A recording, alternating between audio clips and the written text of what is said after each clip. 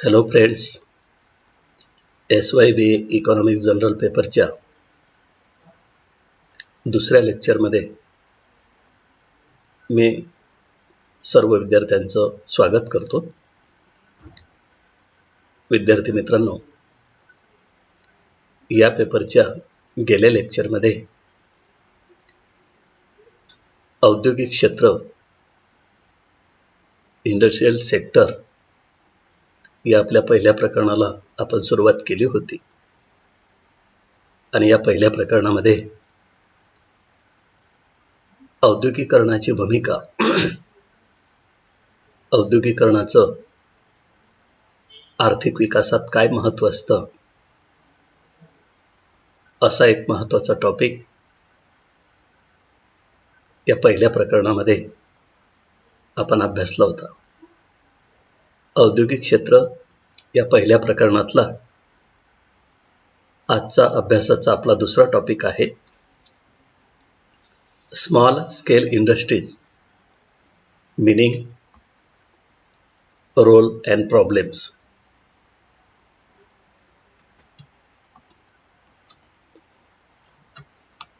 लघु उद्योग, त्याचा अर्थ, त्याची व्याख्या, लघु उद्योगाची भूमिका किंवा महत्त्व आणि या लघु उद्योगाच्या कोणत्या समस्या आहेत, कोणते प्रॉब्लेम्स आहेत, असा एक परीक्षेच्या दृष्टिकोनातून सुद्धा अतिशय महत्त्वाचा भाग या ठिकाणी आता आपण अभ्यासतो आहे. कोणत्याही देशाची आर्थिक प्रगती ही त्या देशातील औद्योगिक क्षेत्रावर अवलंबून असते आणि त्या औद्योगिक क्षेत्रामध्ये जेवढं मोठ्या प्रमाणावर औद्योगिकरण होईल तेवढं त्या देशाचा विकास जलद गतीने होतो. परंतु केवळ देशामध्ये उद्योगांची संख्या वाढते आहे म्हणजे औद्योगिकरण होते आहे असं नाही, तर त्या देशामध्ये, त्या उद्योगांमध्ये सतत नवनवीन बदल, यंत्रे, तंत्रे, बाजारपेठा याच्यामध्ये बदल झाला पाहिजे. असं झालं तर त्याला औद्योगिकरण म्हणतात. असा एक अभ्यास गेल्या लेक्चरला आपण केला होता. थोडं मुद्दा म्हणून मी मागच्या लेक्चरला आपण काय अभ्यासलं होतं ते सांगण्याचा उद्देश असा की एका टॉपिकचा दुसऱ्या टॉपिकशी काहीतरी जवळचा संबंध असतो, आपली ती लिंक लागली पाहिजे, यासाठी मागच्या तासाची पार्श्वभूमी, झालेला अभ्यास या ठिकाणी लक्षात घ्यावा लागतो. आणि म्हणून उद्योगांमध्ये आपल्याला वेगवेगळ्या प्रकारचे उद्योग दिसतात. लघु उद्योग, कुटीर उद्योग, सरकारी उद्योग, अवजड उद्योग, मूलभूत उद्योग, खाजगी क्षेत्रातील उद्योग, असे वेगवेगळ्या प्रकारचे उद्योग आपल्याला दिसून येतात. तर त्याच्यातला एक महत्त्वाचा प्रकार तो म्हणजे लघु उद्योग. या लघु उद्योगाबाबत आपण अर्थ, भूमिका, समस्या या अँगलने अभ्यास करतो आहे. परंतु विद्यार्थी मित्रांनो, सर्वसाधारणपणे लघु उद्योग आणि कुटीर उद्योग हे एकाच अर्थाने लोक ओळखतात, त्याचा एकच अर्थ लावतात, परंतु याच्यामध्ये मूलभूत असा फरक आहे. लघु उद्योग, त्याला इंग्लिशमध्ये स्मॉल स्केल इंडस्ट्री म्हणतात, आणि कुटीर उद्योग, ज्याला कॉटेज इंडस्ट्री असं म्हणतात. तर लघु उद्योग आणि कुटीर उद्योग याच्यामध्ये काय फरक आहे? तर कुटीर उद्योग हा घरच्या घरी किंवा कुटुंबातील सदस्यांच्या मदतीने तो चालवला जातो. अल्पशा भांडवलावर तो चालवता येतो. म्हणजे या उद्योगामध्ये 10 पेक्षा जास्त कामगार नसतात. विजेचा फारसा वापर यात होत नाही. आधुनिक यंत्राचा वापर या ठिकाणी होत नाही. उदाहरणार्थ पापड उद्योग, लोणचे तयार करायचा उद्योग, हे जे छोटे छोटे उद्योग असतात यांना कुटीर उद्योग असं म्हणतात. ज्या घरच्या घरी चालवले जातात, घरच्या सदस्यांकडून त्या उद्योगामध्ये त्या वस्तूचं उत्पादन केलं जातं, त्याला कुटीर उद्योग असं म्हणतात. परंतु लघुउद्योग म्हणजे काय?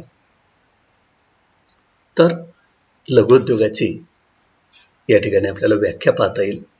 वेगवेगळ्या मुद्द्यांवरून त्याची ओळख होणारच आहे. आणि अशा लघुउद्योगांमध्ये कोणत्याही देशाच्या अर्थव्यवस्थेमध्ये या उद्योगाची काय भूमिका असते आणि भारतासारख्या देशामध्ये या लघुउद्योगांपुढे कोणत्या समस्या आहेत, कोणती आव्हानं आहेत, त्याचा अभ्यास या ठिकाणी आपण करतो आहे. बघा, परीक्षेच्या दृष्टिकोनातून लघुउद्योग या टॉपिकवर काय काय प्रश्न विचारले जाऊ शकतात. लघुउद्योगाची व्याख्या किंवा लघुउद्योगाचे महत्त्व स्पष्ट करा, किंवा लघुउद्योगाच्या समस्या कोणत्या, अशा वेगवेगळ्या पद्धतीने लघुउद्योग या टॉपिकवर, या मुद्द्यावर, या घटकावर आपल्याला प्रश्न विचारले जाऊ शकतात. तर लघुउद्योग म्हणजे काय? नेमका कोणत्या उद्योगाला लघुउद्योग म्हणायचं ते या व्याख्येवरून आणि खालील वैशिष्ट्यांवरून आपल्या लक्षात येईल. लघुउद्योगाची आपल्याला ओळख होणार आहे. अनेक व्याख्या आहेत, परंतु परीक्षेला विचारल्यानंतर एक्झॅक्ट आपण लघुउद्योगाची काय व्याख्या लिहिली पाहिजे ती फक्त एकच व्याख्या या ठिकाणी PPT मध्ये दर्शवलेली आहे. आणि लघुउद्योग नेमकं कोणाला म्हणता येईल, त्याची ओळख काय, अशा कोणत्या वैशिष्ट्यांवरून त्याची ओळख होईल, त्यासाठी या लघुउद्योगाची वैशिष्ट्ये या ठिकाणी दिलेली आहेत. बघा विद्यार्थी मित्रांनो, 1951 मध्ये जेव्हा आर्थिक नियोजन सुरू केलं, त्यावेळेला देशामध्ये 50 पेक्षा कमी श्रमिक असलेले उद्योग, ज्या उद्योगामध्ये 50 पेक्षा कमी श्रमिक काम करतात, अशा उद्योगांना लघुउद्योग 1951 मध्ये म्हटलं जायचं. म्हणजे 1951 मध्ये लघुउद्योगाची व्याख्या काय होती? 50 पेक्षा कमी कामगार असलेले उद्योग. 1975 मध्ये या लघुउद्योगाचा अर्थ बदलला, व्याख्या बदलली. ज्या उद्योगामध्ये 100 पेक्षा कमी श्रमिक काम करतात आणि 7.5 लाख रुपयाची गुंतवणूक ज्या उद्योगामध्ये आहे, त्याला लघुउद्योग म्हटलं गेलं. असा त्याचा अर्थ 1975 मध्ये होता. 1991 मध्ये 7.5 लाख रुपये गुंतवणूक मर्यादा ही 60 लाख रुपये करण्यात आली. म्हणजे 60 लाख रुपये गुंतवणूक असलेल्या उद्योगाला लघुउद्योग म्हटलं गेलं. केव्हा? 1991 मध्ये. त्यानंतर 1997 मध्ये पुन्हा लघुउद्योगाचा अर्थ बदलला, म्हणजे गुंतवणूक मर्यादा वाढवली आणि ती 3 कोटी रुपये एवढी केली. म्हणजे 3 कोटी रुपये गुंतवणूक असलेले उद्योग आणि 100 पेक्षा कमी कामगार असलेले उद्योग. कामगार किती? 100 पेक्षा कमी, आणि कमीत कमी 10 कामगार, 10 ते 100 एवढे कामगार ज्या उद्योगामध्ये आहेत आणि ज्यांची भांडवल गुंतवणूक ही 3 कोटी रुपये आहे, त्याला 1997 मध्ये लघुउद्योग म्हटलं गेलं. आणि आज म्हणजे 2000 नंतर जी काही लघुउद्योगाची व्याख्या केली जाते ती या ठिकाणी दिलेली आहे. बघा, तुम्हाला दिसते आहे PPT मध्ये. मी कर्सर त्या ठिकाणी फिरवतो आहे.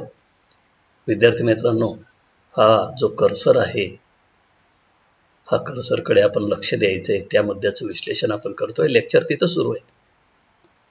व्याख्या बघा, व्याख्या ही परीक्षेसाठी आपल्याला लक्षात ठेवायची किंवा जनरल नॉलेजसाठी आपण लक्षात ठेवायची.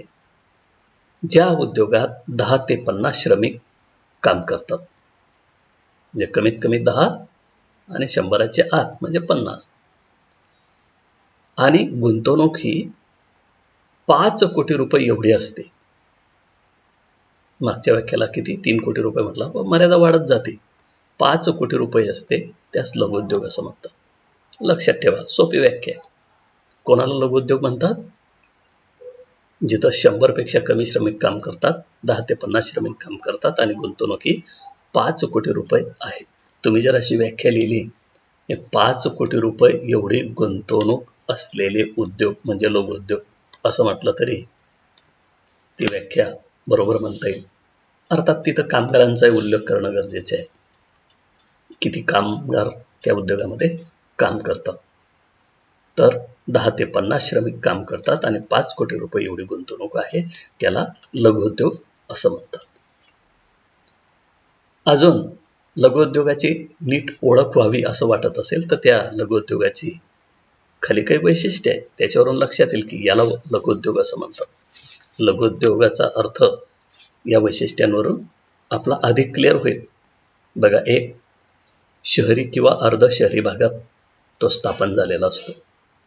शहरी किंवा अर्ध शहरी म्हणजे समजा तालुका पातळीवर किंवा मोठे ग्रामीण भाग आहे, आपलं प्रकाशा आहे किंवा मसावद आहे, ही अशी मोठी खेडी जी आहेत, अर्ध शहरी भाग, तालुका, जिल्हा, या भागामध्ये तो स्थापन झालेला असतो. दुसरं वैशिष्ट्य, या उद्योगामध्ये विजेचा व आधुनिक यंत्र आणि तंत्राचा वापर केला जातो. याच्यावरूनही तो उद्योग लघुउद्योग आहे किंवा नाही हे ओळखलं जातं. तिसरी ओळख किंवा लघुउद्योगाचं तिसरं वैशिष्ट्य, लघुउद्योगाचे संचालन छोट्या उद्योगाकडून किंवा सहकारी संस्थेकडून केले जाते. सहकारी सूतगिरणी असं जे म्हणतो आपण, सहकारी साखर कारखाना, सहकारी पतसंस्था, सहकारी ग्राहक भांडार, असं सहकारी तत्वाकडून किंवा संस्थेकडून जो उद्योग चालवला जातो किंवा छोट्या उद्योगाकडून, उद्योग म्हणजे इंडस्ट्री, मोठमोठे उद्योग, परंतु ते मोठे नाही तर छोट्या उद्योगाकडून हे लघुउद्योग चालवले जातात, अशी एक त्याची ओळख आहे. अजून चौथी ओळख आहे किंवा चौथं वैशिष्ट्य आहे, अल्प भांडवल गुंतवणूक. म्हणजे फार हजारो कोटी रुपये गुंतवणूक असलेले हे उद्योग नाही आहेत. बोटावर मोजता येईल एवढे कोटी रुपये या भांडवलाची गुंतवणूक या उद्योगामध्ये केलेली असते, त्या उद्योगाला लघुउद्योग असं म्हणतात. तर ही जी PPT आहे याच्यामध्ये व्याख्या दिलेली आहे, ओळख आहे किंवा वैशिष्ट्य आहे, आणि यावरून आपलं लक्षात आलं असेल की देशामध्ये कोणत्या उद्योगांना लघुउद्योग म्हणायचं, लघुउद्योग म्हणजे नेमकं काय. ही कन्सेप्ट आपली या ठिकाणी क्लिअर झाली असेल की लघुउद्योगाचा अर्थ काय, व्याख्या काय किंवा लघुउद्योग कोणाला म्हणतात. आता तुमच्या समोर एक चित्र उभं राहिलं की हा लघुउद्योग आहे, हे लघुउद्योग आहेत. तर या लघुउद्योगांबाबत 2 गोष्टी आपल्याला या ठिकाणी अभ्यासायच्या आहेत की कोणत्याही देशाच्या आर्थिक विकासामध्ये, कोणत्याही देशाच्या अर्थव्यवस्थेमध्ये लघुउद्योगाचा काय रोल असतो, लघुउद्योगाची काय भूमिका असते, किंवा कोणत्याही देशाच्या आर्थिक विकासात किंवा अर्थव्यवस्थेमध्ये त्या लघुउद्योगाचं महत्त्व काय आहे ते या ठिकाणी आपण अभ्यासू. Role of small scale industry, लघुउद्योगाची भूमिका किंवा महत्त्व हा एक स्वतंत्र प्रश्न आपल्याला विचारला जाऊ शकतो. भारतासारख्या विकसनशील देशामध्ये, अविकसित राष्ट्रांमध्ये, विद्यार्थी मित्रांनो, केवळ भारतासारख्या अल्पविकसित देशामध्येच नाही तर आज लघुउद्योगाचं महत्त्व विकसित राष्ट्रांमध्ये सुद्धा वाढलेलं दिसून आपल्याला येतं, किंवा लघुउद्योगांच्या स्थापनेवर खूप मोठ्या प्रमाणावर जोर दिला जात आहे. कारण मोठमोठे उद्योग सुरू करणं जगातील कोणत्याही राष्ट्राला ते आज शक्य नाही, कारण प्रचंड अशी भांडवल गुंतवणूक करावी लागते आणि मंदीच्या काळामध्ये अशी प्रचंड असलेली भांडवल गुंतवणूक कदाचित अडकून पडते आणि म्हणून एकदम खूप मोठे उद्योग, अवजड उद्योग, मूलभूत उद्योग उभारण्यापेक्षा प्रमाणात असलेली गुंतवणूक असणारे जे उद्योग आहेत, असे छोटे छोटे उद्योग देशामध्ये जर स्थापित केले तर त्याचा काय फायदा होतो, त्याचं काय महत्त्व आहे. म्हणजे आपल्याला असं म्हणता येईल की लघुउद्योगाचे फायदे काय, फायदे पण म्हणता येईल आपल्याला या ठिकाणी. जर देशामध्ये मोठमोठे उद्योग स्थापन करण्यापेक्षा लघुउद्योगासारखे उद्योग जर देशामध्ये सुरू केले तर अर्थव्यवस्थेला, देशाला काय फायदा होऊ शकतो, कोणते फायदे होतात, किंवा भारतासारख्या विकसनशील अर्थव्यवस्थेमध्ये लघुउद्योगाची काय भूमिका असू शकते, किंवा लघुउद्योगाचं महत्त्व दिवसेंदिवस वाढतंय त्याचं कारण काय. अशा वेगवेगळ्या अँगलने हा घटक आपण अभ्यासू शकतो. तर बघू लघुउद्योगाची भूमिका किंवा महत्त्व. या ठिकाणी हे 10 मुद्दे दिलेले आहेत, त्याचं थोडक्यात विश्लेषण करू आपण. लक्ष द्या. 1. रोजगार संधीत वाढ. बघा विद्यार्थी मित्रांनो, अर्थशास्त्राच्या अभ्यासाचे 5 प्रमुख उद्दिष्ट आहेत. मी नेहमी सांगतो, अगदी FY पासून तर TY पर्यंत किंवा अर्थशास्त्राचा आपण जेवढा अभ्यास करतो त्याच्यामध्ये अर्थशास्त्र हे 2 भागातून अभ्यासलं जातं, सूक्ष्म अर्थशास्त्र आणि समग्रलक्षी अर्थशास्त्र. सूक्ष्मलक्षी अर्थशास्त्र हे अलीकडे मागे पडलं आणि समग्रलक्षी अर्थशास्त्राचा विकास मोठ्या प्रमाणात झाला किंवा त्याचं महत्त्व जास्त आहे. अर्थशास्त्राच्या अभ्यासाचा उपयोग सरकारला जास्त होतो. संपूर्ण अर्थव्यवस्थेच्या संदर्भात सरकारला कोणती भूमिका करावी लागते? मी 5 उद्दिष्टे नेहमी सांगतो. 1.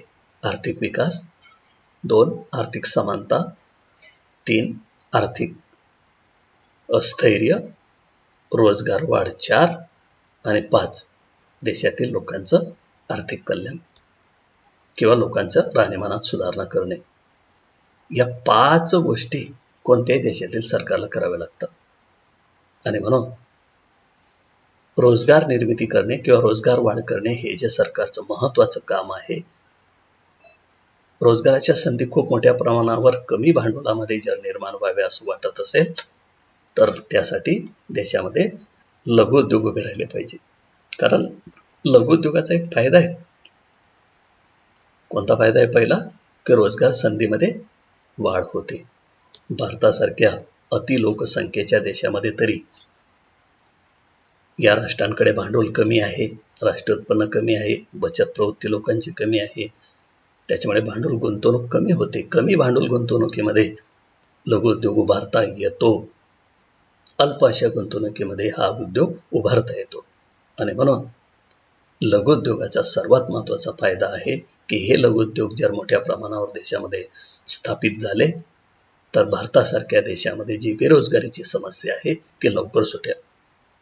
कारण एखादी पाईप फॅक्टरी टाकली, बिस्किटचा कारखाना टाकला, पापड उद्योग, सूतगिरणी, कारखाना, साखर कारखाने, असे छोटे छोटे उद्योग उभे राहिले तर त्या भागामध्ये अनेक लोकांना नवीन रोजगाराच्या संधी या उपलब्ध होत असतात. आणि म्हणून लघुउद्योगाचा सर्वात महत्त्वाचा फायदा किंवा रोल किंवा महत्त्व त्याचं काय आहे की रोजगार संधीमध्ये लवकर वाढ होते, लवकर उद्योग सुरू होतो, लवकर गुंतवणूक केली जाते, लवकर उत्पादन सुरू होतं. आणि म्हणून भारतासारख्या देशामध्ये बेरोजगारीची समस्या ही जर दूर करायची असेल तर लघुउद्योग मोठ्या प्रमाणावर उभे राहिले पाहिजे. हा लघुउद्योगाचा सर्वात महत्त्वाचा फायदा आहे. 2. कमी भांडवलाची आवश्यकता. या उद्योगाचा सर्वात महत्त्वाची ओळख काय आहे? त्या ओळखमध्येही पाहिलं आपण की हे उद्योग कमीत कमी भांडवलामध्ये सुरू करता येतात.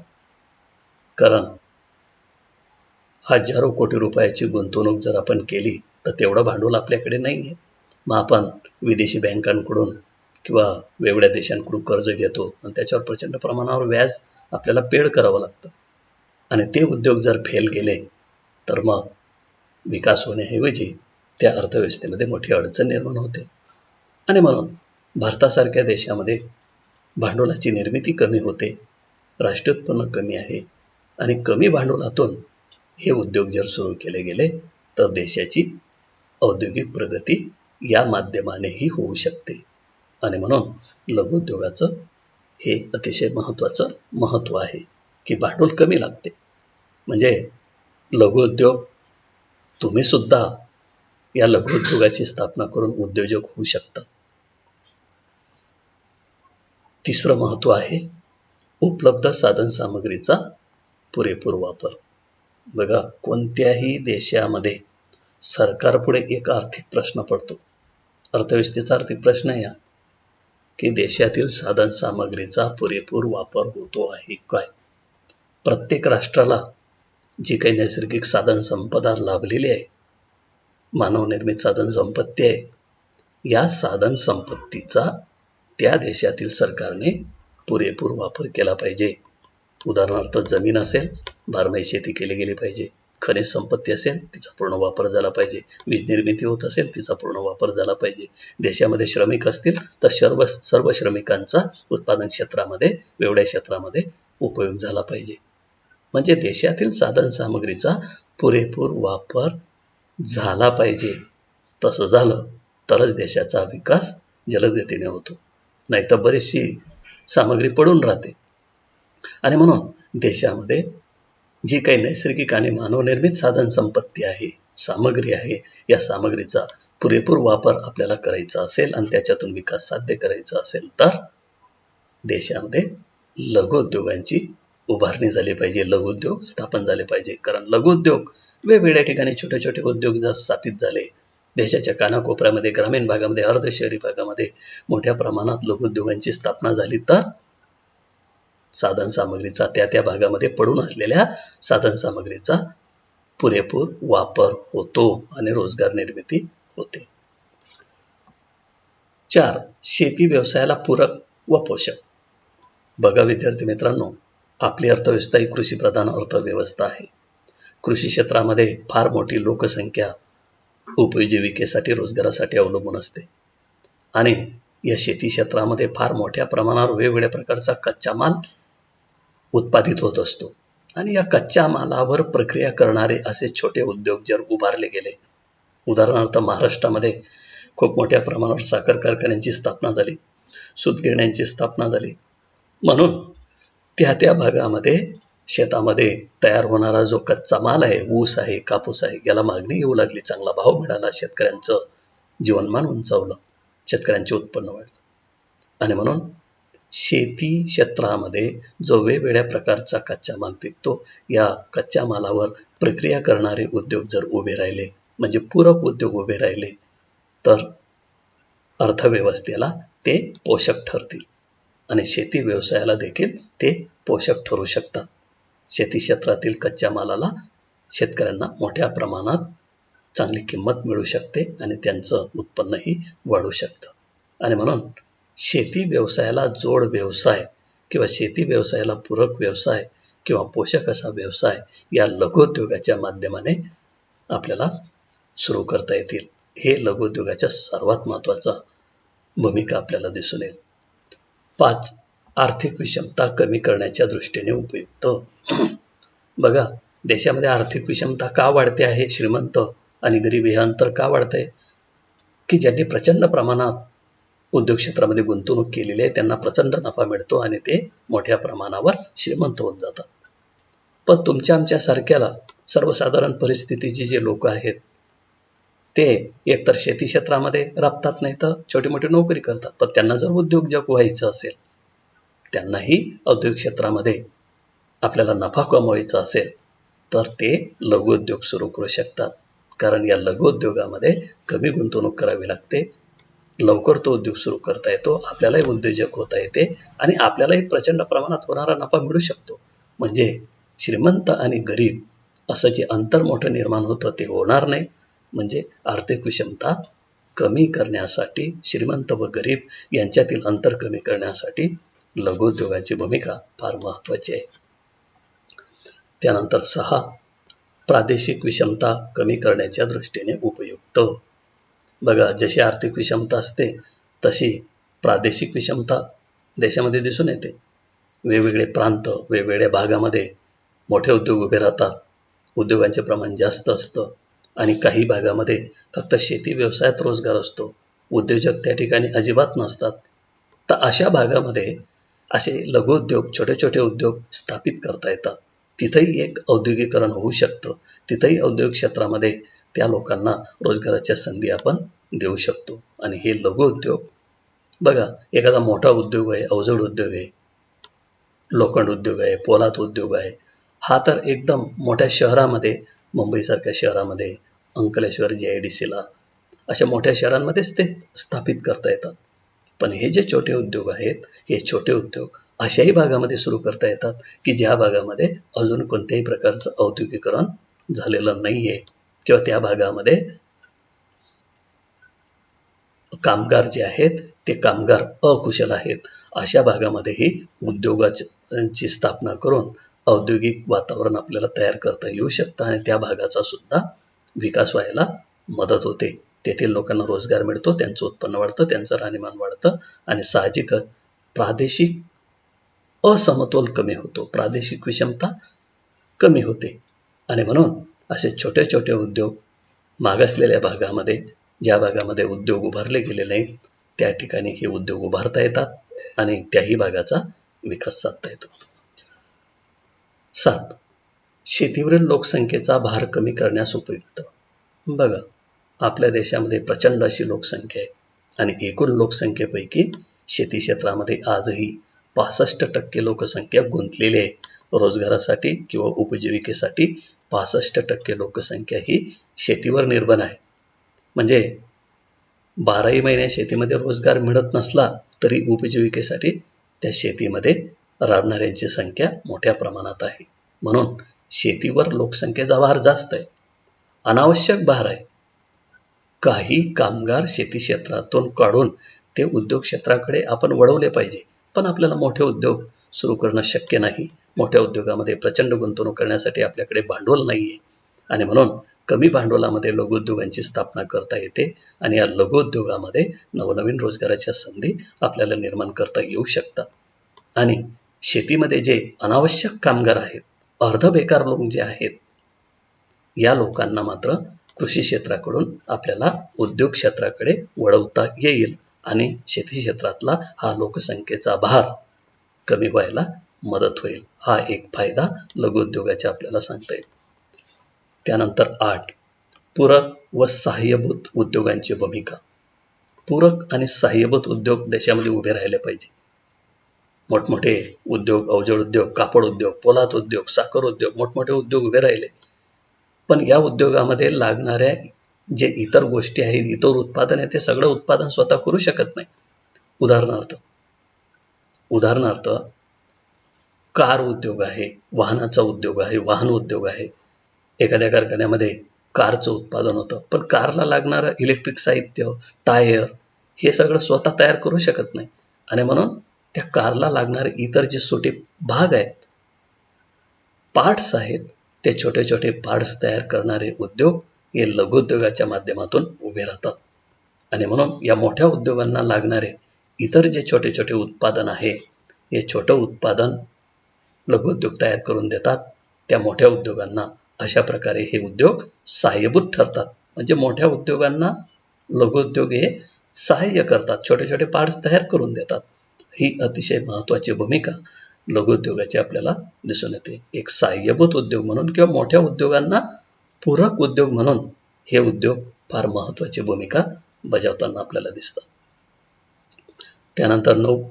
कामगारांना अल्प कौशल्य आणि प्रशिक्षणाची गरज. बघा, हा सुद्धा सर्वात महत्त्वाचा फायदा आहे. एकतर आपल्या देशामध्ये लोकसंख्या जास्त आणि त्या लोकसंख्येकडे योग्य प्रशिक्षण नाही, योग्य शिक्षण नाही किंवा एवढं कौशल्य नाही. अल्प कौशल्य, अकुशल कामगार भारतामध्ये खूप आहेत. हे अकुशल कामगार शेती क्षेत्रामध्ये राबताना दिसतात. परंतु औद्योगिक क्षेत्रामध्ये त्यांना रोजगार द्यायचा असेल तर मोठमोठ्या उद्योगांमध्ये या कामगारांमध्ये कौशल्य किंवा चांगलं प्रशिक्षण असेल तरच रोजगार मिळतो.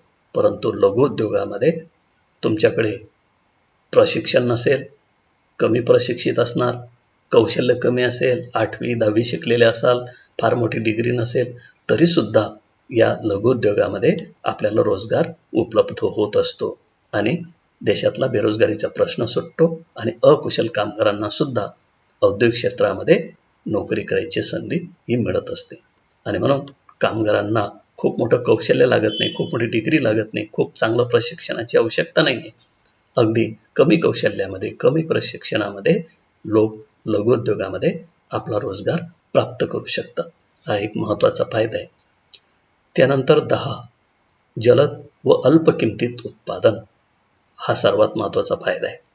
मोठे उद्योग उभारायला कालखंड जास्त लागतो, मोठी गुंतवणूक करावी लागते, दीर्घकाळानंतर उत्पादन सुरू होतं आणि मग त्याचा नफा प्राप्त व्हायला बराच वेळ लागतो. परंतु लघुउद्योगाचं तसं नाही.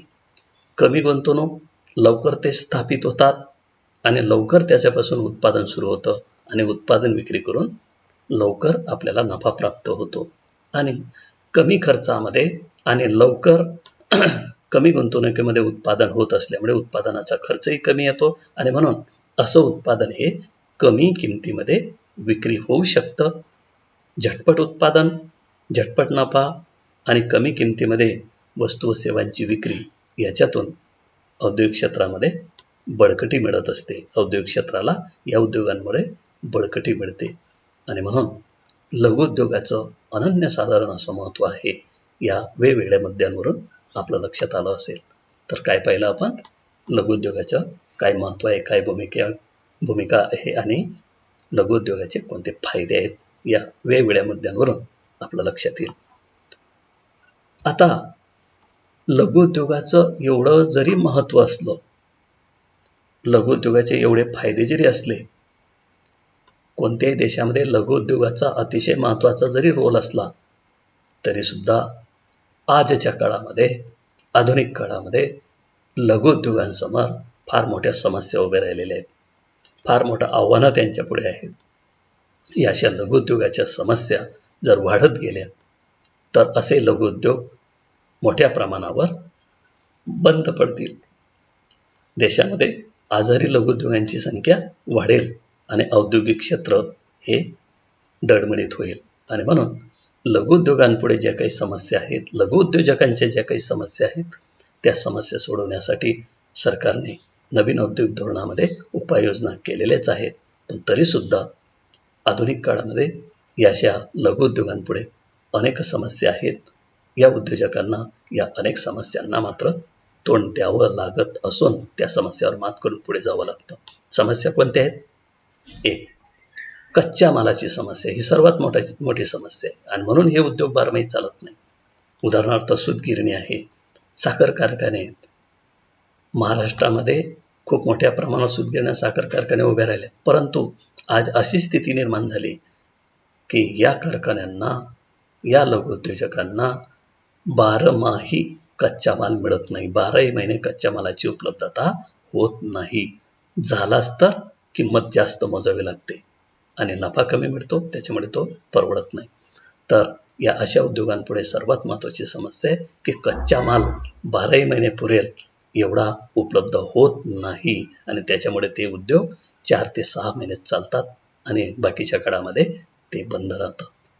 उद्योगाचं एक महत्त्व असतं, स्थापित झालेला उद्योग हा पूर्ण 12ही महिने चालला पाहिजे, 24 तास चालला पाहिजे, तरच केलेल्या गुंतवणुकीचा पुरेपूर फायदा उठवता येतो. नाहीतर करोडो रुपयाची यंत्रसामग्री त्या कारखान्यामध्ये बसवलेली असते आणि 4च महिने उत्पादन चालतं आणि 8 महिने मात्र कारखाना बंद राहत असेल तर केलेल्या गुंतवणुकीचं व्याज त्या उद्योजकाला भरावं लागतं आणि तो उद्योग मग एक दिवस असं येतो की बंद करावा लागतो.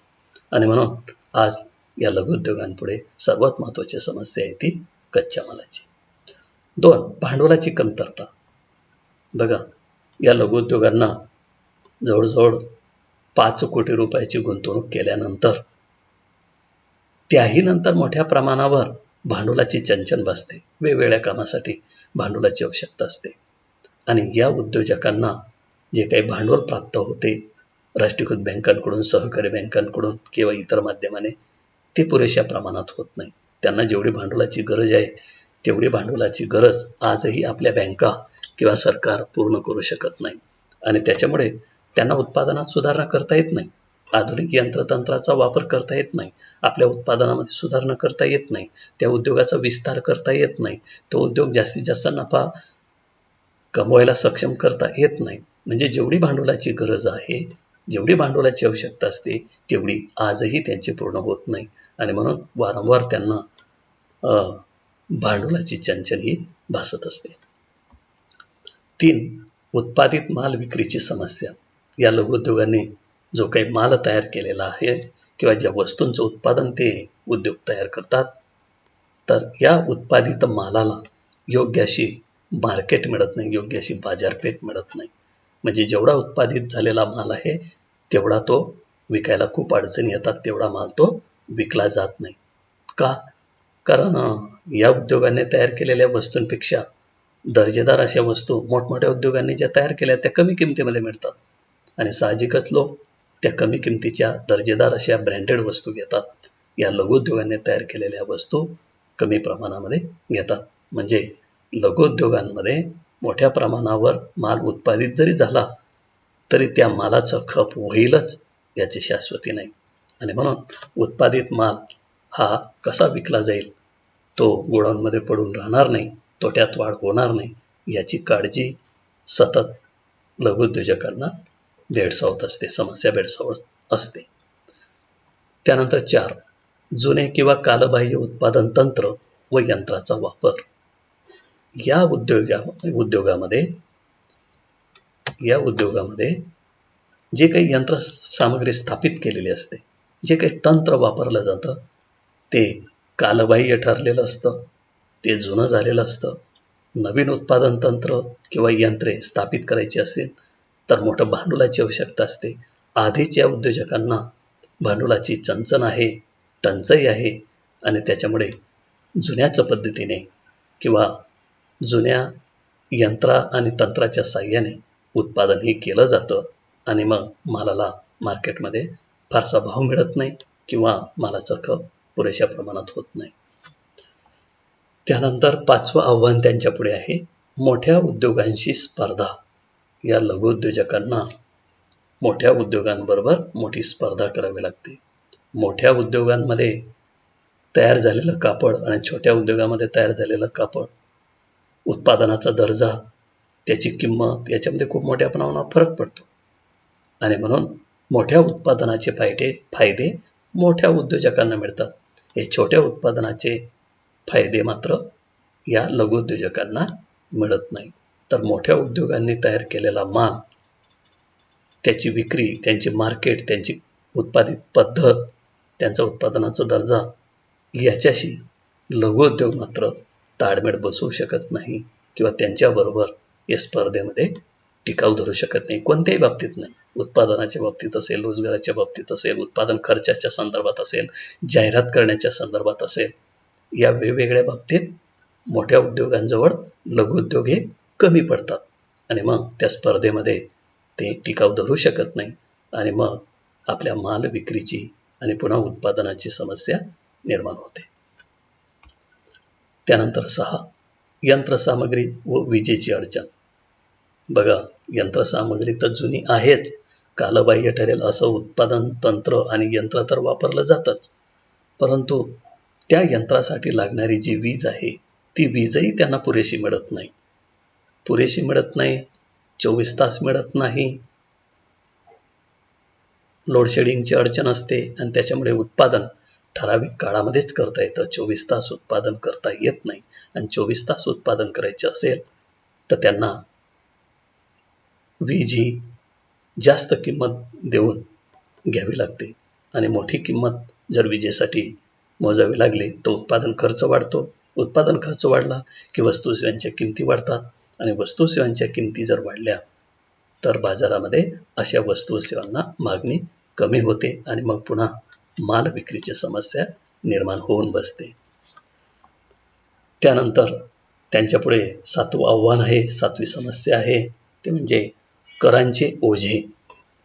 शासनाकडून, राज्य सरकार, केंद्र सरकार यांच्याकडून या उद्योगांवर उत्पादन कर असेल, कंपनी कर असेल, उत्पन्न कर असेल, अशा वेगवेगळ्या प्रकारचे कर जे आहेत, हे कर मोठ्या प्रमाणावर या करांचे दर वाढवले जातात. आणि मग एकूण उत्पादनातून जो काही त्यांना नफा मिळतो, त्या नफ्याचा मोठा भाग या कर रूपाने सरकारला द्यावा लागतो आणि त्यांना फार कमी नफा मिळतो. या उद्योगांना नफा कमी झाला तर साहजिकच कामगारांना पुरेसं वेतन दिलं जात नाही.